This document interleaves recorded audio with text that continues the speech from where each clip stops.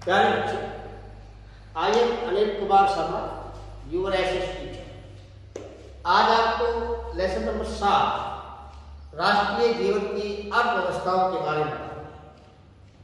देखिए, राष्ट्रीय जीवन की अर्थव्यवस्था में सबसे प्रमुख योगदान परिवहन और संचार के साधनों का होता है।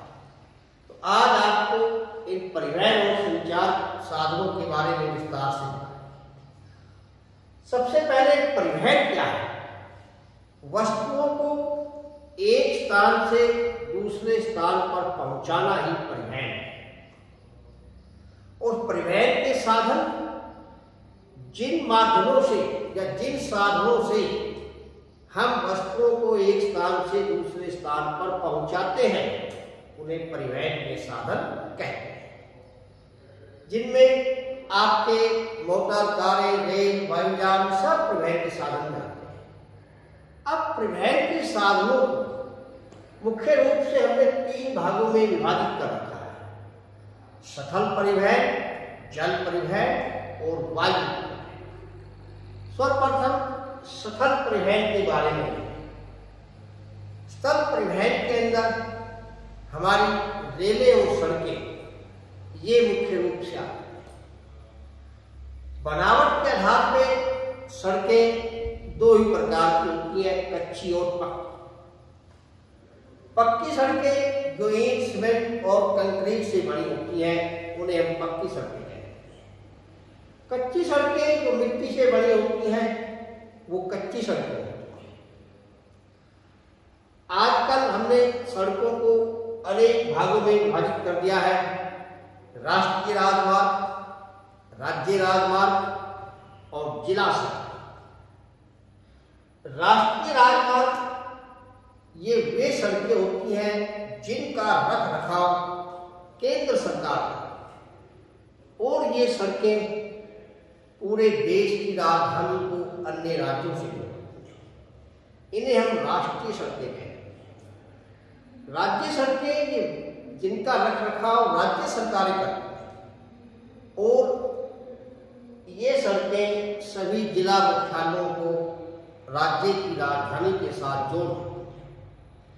जिला सड़कें इनकी देखभाल भी राज्य सरकार ही करती है, लेकिन ये जिलों को गांवों और कस्बों से जोड़ती हैं। इस प्रकार ये सड़कें समाज में एक महत्वपूर्ण भूमिका अदा करती हैं। इसके साथ साथ हमारे सड़क परिवहन के कुछ लाभ हैं। सड़क परिवहन सस्ता और सुगम साधन है क्योंकि सड़कें आसानी से बनाई जा सकती हैं। सड़क परिवहन के माध्यम से वस्तुओं को मनुष्य के घर तक, द्वार तक पहुंचाया जा सकता है। सड़क कम दूरी को भी तय कर देती है और सबसे ज्यादा सड़कों का महत्व तो ये है कि हमारे बंदरगाह और वायुयानों को भी सड़कें ही जोड़ती है, क्योंकि सड़क के माध्यम से ही वहां तक माल पहुंचाया जाता है और फिर उसकी अंतर्राष्ट्रीय स्तर पर उसे निर्यात करते हैं या बेचते हैं। तो सड़कों का मानव के जीवन में बहुत ज्यादा महत्व है। अब इसके बाद आता है कि सड़कों के कुछ समस्याएं भी हैं। एक तो सड़कें टूट जाती हैं जल्दी, जिन्हें बार बार मरम्मत करनी पड़ती है, जिससे देश को आर्थिक रूप से काफी हानि होती है। दूसरी, सड़क की सबसे बड़ी समस्या ये है कि इसके ऊपर यातायात का दबाव बहुत ज्यादा बढ़ जाता है और ज्यादा दबाव बढ़ने से दुर्घटनाएं, एक्सीडेंट होने का बराबर भय बना रहता है। ये हमारी सड़कों की कुछ प्रमुख समस्याओं में से है। इसके साथ साथ एक स्वर्णिम चतुर्भुज महामार्ग। देखिए, ये स्वर्णिम चतुर्भुज महामार्ग ये दिल्ली, मुंबई, चेन्नई और कोलकाता को जोड़ता है। इनको जोड़ने वाला जो मार्ग है उसे हम स्वर्णिम चतुर्भुज महामार्ग, क्योंकि हमारे यहाँ 2 गलियारे बने हुए हैं, उत्तर दक्षिण गलियारा कश्मीर से कन्याकुमारी को जोड़ने का काम करता है। पूर्व पश्चिम गलियारा अरुणाचल प्रदेश से मुंबई को जोड़ने का काम करता है। मतलब इससे दूरियां कम हुई है, इन गलियारों का ये महत्व है और हमारा व्यापार जो है वो काफी उन्नत हुआ है और हमें एक स्थान से स्थान पर जाने में बड़ी आसानी है। अब आता है रेल परिवहन कि रेल परिवहन रेलें मुख्य रूप से 3 प्रकार, ब्रॉड गेज जिसे बड़ी लाइन कहते हैं, मीटर गेज इसको छोटी लाइन कहते हैं, नैरो गेज इसे हम संकरी लाइन कहते हैं। ब्रॉड गेज जो है इसकी चौड़ाई 1.69 मीटर होती है। मीटर गेज छोटी लाइन नाम से स्पष्ट है जो कि 1 मीटर चौड़ी होती है। नैरो गेज संकरी लाइन 0.76 मीटर होती है। अब नैरो गेज उन क्षेत्रों बनेगी जिन क्षेत्रों में पहाड़ी दिया जाता है, पहाड़ी क्षेत्र में वहां जमीन समतल नहीं होती है, तंग भूमि होती है, तो ऐसी जगह हम नैरो लाइन यानी कि संकरी जो रेल लाइन है उसका निर्माण करते हैं। आज हम देख रहे हैं कि मीटर गेज के स्थान पे हमने ब्रॉड गेज का निर्माण करता है, क्योंकि ब्रॉड गेज की बोगियां डिब्बे जो है बड़े ईंधन के रूप में डीजल उतना ही खर्च होता है, जबकि बड़े डिब्बों के अंदर अधिक मात्रा में सामान ढुलाई हो सकती है, यात्री आ सकती है। इसलिए भारत सरकार ने मीटर गेज को समाप्त करते हुए ब्रॉड गेज में परिवर्तित करने का प्रयास किया है। लेकिन मीटर गेज में भी हमारे यहाँ आपको सुना भी होगा कि रेवाड़ी जो था एशिया में सबसे बड़ा मीटर गेज का जंक्शन होता था। अब आप कहोगे जंक्शन क्या होता है? देखिए जंक्शन वह स्थान होते हैं जहां 2 से अधिक क्षेत्रों में या 2 से अधिक स्थानों के ऊपर रेलगाड़ियां जाती हैं, उसे हम जंक्शन बोलते हैं। क्योंकि 2 से अधिक स्थानों पर जहां से गाड़ियां निकलेंगी वो होगा जंक्शन। फॉर एग्जाम्पल के लिए हम ले सकते हैं कि जैसे आपका रेवाड़ी है, इसका देते हैं एग्जाम्पल कि रेवाड़ी से महेंद्रगढ़ अलग लाइन है, रेवाड़ी से नागपुर तरफ अलग रास्ता है, रेवाड़ी से दिल्ली के लिए रास्ता अलग है, रेवाड़ी से भिवानी के लिए अलग है, अर्थात 2 से ज्यादा रूट हो गए। तो ऐसे स्थान को जहां 2 से अधिक रेल लाइनें जोड़ती हैं उन्हें हम जंक्शन बोल देते हैं। अब आता है आपका भाई रेलवे के हमारे यहाँ शुरू में आपके चैप्टर में दे रखे हैं 9 मुख्यालय दे रखे हैं मंडल, लेकिन सामान्य जानकारी के लिए इस समय रेलवे के मुख्यालयों की संख्या 18 है, तो 9 नहीं अब 18 रेलवे के जो है मंडल बन गए हैं। प्रत्येक रेलवे मंडल एक मंडल अधिकारी के अधीन होता है जिसे हम डीआरएम बोलते हैं, डिविजनल रेलवे मैनेजर। डीआरएम के अंदर में ये प्रत्येक मंडल कार्य करते हैं और इनके रख रखाव का जिम्मेदारी भी डीआरएम। इसके अलावा भारत सरकार का रेल मंत्रालय भी रेलों की देखभाल करने का पूरा प्रयास करता है। अब आता है कि भारतीय रेल के लाभ और उसकी समस्याएं हैं। देखिए भारतीय रेल के लाभ, रेल परिवहन सस्ता और सुगम साधन है, इसमें दुर्घटनाओं का भय बहुत कम रहता है, सामान आसानी से एक स्थान से दूसरे स्थान पर पहुंच जाता है और यह परिवहन के साधनों में सस्ता भी साधन है। लेकिन आज हम देख रहे हैं कि रेलवे की समस्याएं बहुत हैं। इन समस्याओं में सर्वप्रथम बहुत से यात्री बिना टिकट यात्रा करते हैं, जिससे रेलवे को बहुत अधिक हानि या नुकसान पहुंचता है। कई यात्री बेवजह बिना किसी कारण के रेल की जंजीर यानी चैन खींच देते हैं, जिससे समय की बर्बादी होती है। दूसरा, कुछ असामाजिक तत्व, शरारती तत्व रेल लाइनों को उखाड़ देते हैं, जिससे भी राष्ट्र को बड़ी भारी क्षति या नुकसान पहुंचता है। इसके साथ साथ कुछ अपराधी प्रवृत्ति के लोग रेलों के अंदर चोरी करते हैं, जेब काटते हैं, इस प्रकार के अनैतिक कार्य भी करते हैं, जिससे रेलवे को काफी नुकसान होता है। तो ये हमारी रेलवे की कुछ समस्याएं हैं। अब सफर के अंदर एक नया रूप और आया है पाइपलाइन, जो कि लिक्विड तरल पदार्थों को एक स्थान से दूसरे स्थान पर भेजने का काम करता है, जो कि मुख्य रूप से पेट्रोलियम पदार्थ और आपके पिघला हुआ लोहा, इन्हें एक स्थान से दूसरे स्थान पर भेजने के लिए हम पाइपलाइन करते हैं। देखिए, पाइपलाइन महंगी जरूर है, लेकिन एक बार खर्चा लगाने के बाद इनके ऊपर बार बार खर्च करने की आवश्यकता नहीं होती है, और जो हमारे तरल पदार्थ है वो आसानी से एक स्थान से स्थान पहुंच जाते हैं। अब आपका आता है भाई जल परिवहन। देखिए, जल परिवहन हमारे यहाँ दो रूप में है, एक आंतरिक जल परिवहन, एक बाहरी जल परिवहन। आंतरिक जल परिवहन वह परिवहन है जो देश के आंतरिक भागों में, अंदर के हिस्सों में नदियों के माध्यम से होता है। जैसे गंगा नदी का मार्ग है, ब्रह्मपुत्र जलमार्ग है, सिंधु जलमार्ग है, ये हमारे यहाँ प्रमुख जलमार्ग है। लेकिन इन जलमार्गों में जो हमारी नौकाएं, नाव चलती हैं, जहाज चलते हैं, वो कुछ कम मात्रा में है।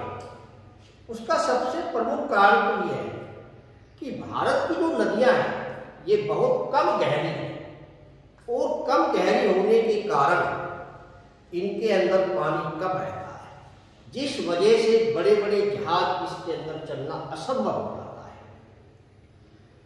दूसरी, भारत के कुछ क्षेत्र ऐसे हैं, जैसे दक्षिण भारत, वहां की नदियां मौसमी है और जलप्रपात बनाती है।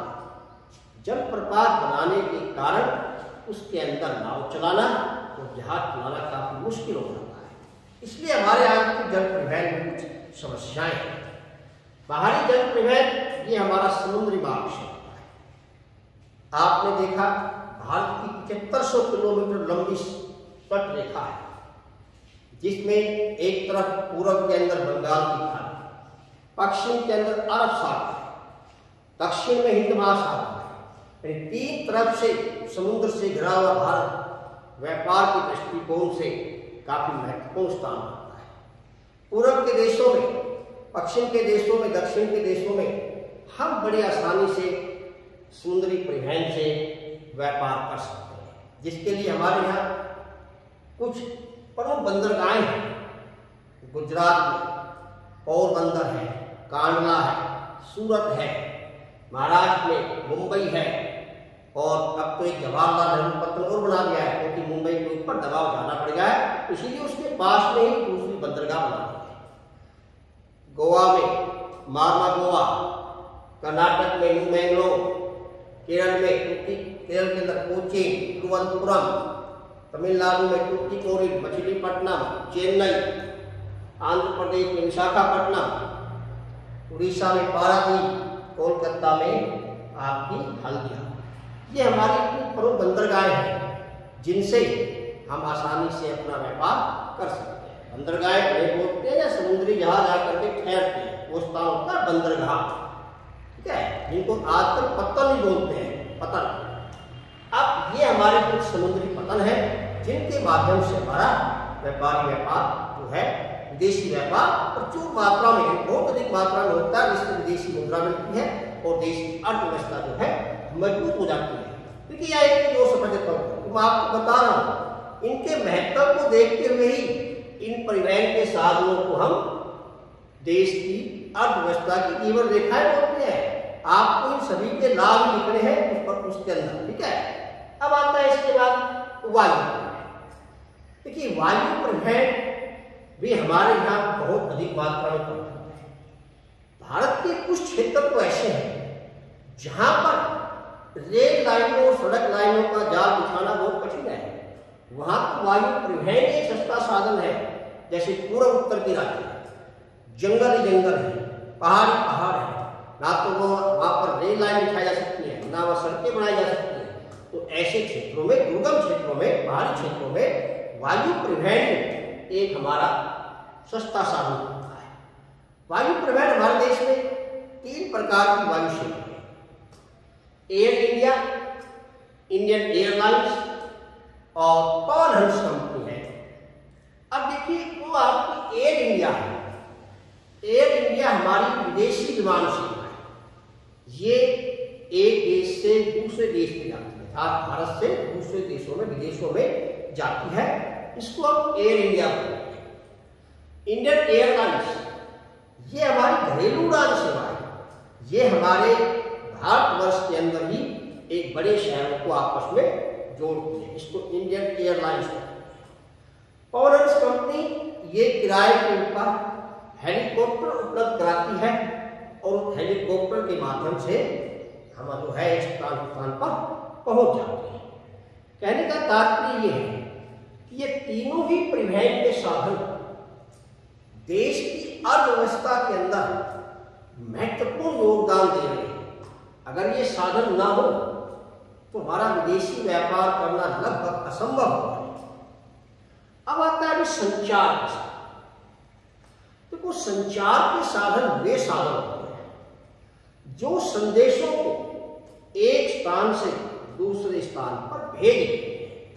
इन्हें हम संचार के साधन कहते हैं। इनमें आपका रेडियो है, टेलीविजन है, समाचार पत्र है, टेलीफोन है, दूरदर्शन है, इंटरनेट है।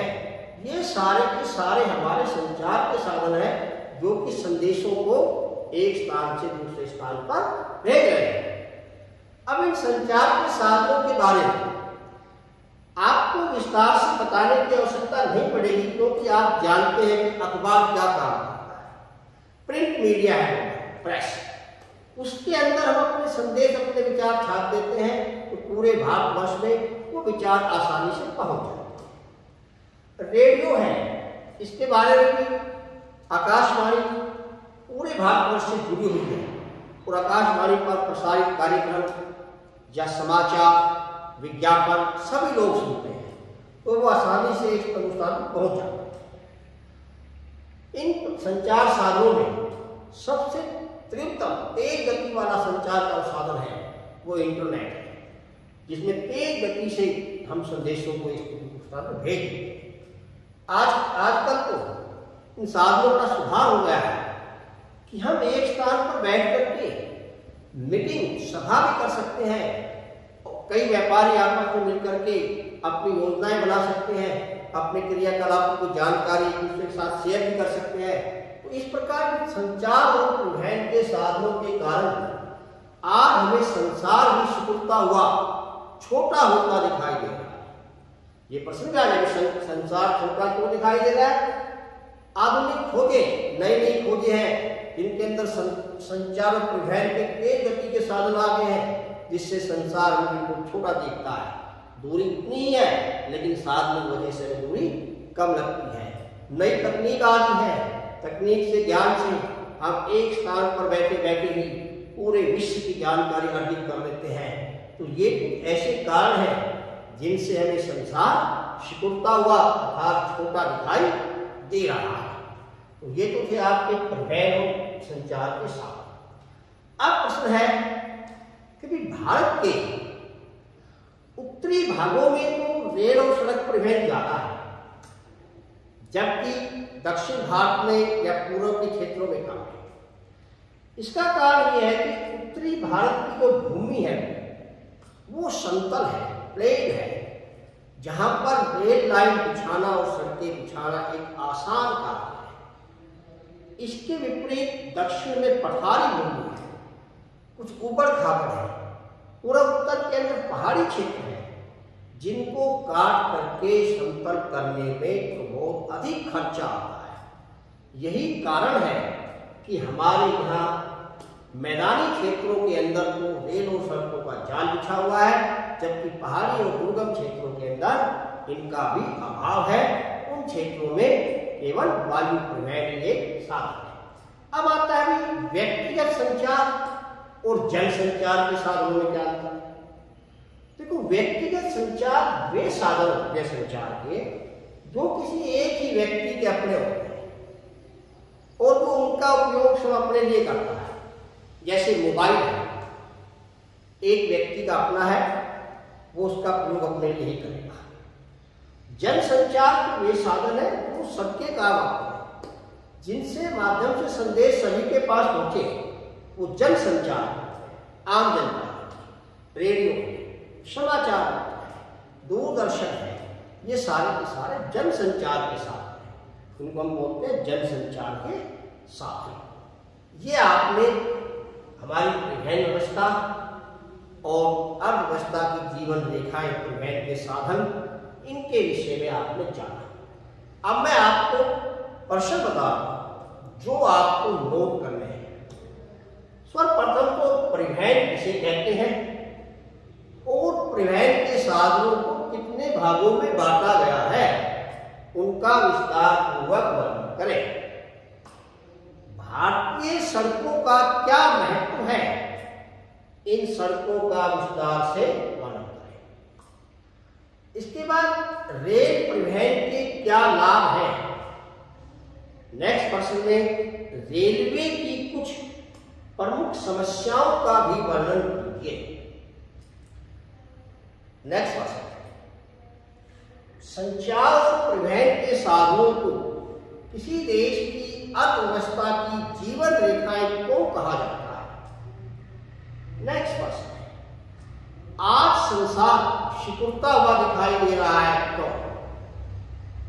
नेक्स्ट प्रश्न देखेंगे, भारत के किन किन क्षेत्रों में वायु परिवहन रेल और सड़क परिवहन की अपेक्षा सस्ता साधन है और क्यों है।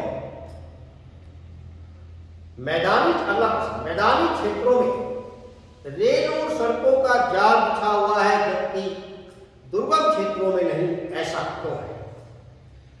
नेक्स्ट प्रश्न देंगे आप, व्यक्तिगत संचार और जनसंचार के साधनों में क्या अंतर है, ये आपको इस चैप्टर के अंदर प्रश्न लिखने हैं।